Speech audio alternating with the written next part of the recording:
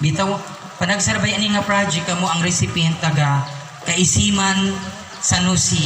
Pasalamat gyud mo sa nag-initiate ani. Kay dili tanan nga nakaing-ani, naka-recipient dili.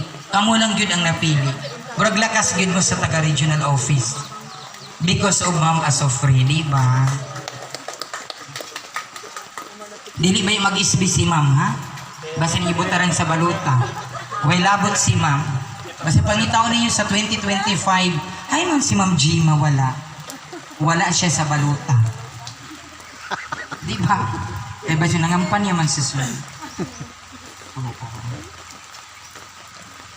Pila ka adlaw makinanglan humana na inyong payag, ha?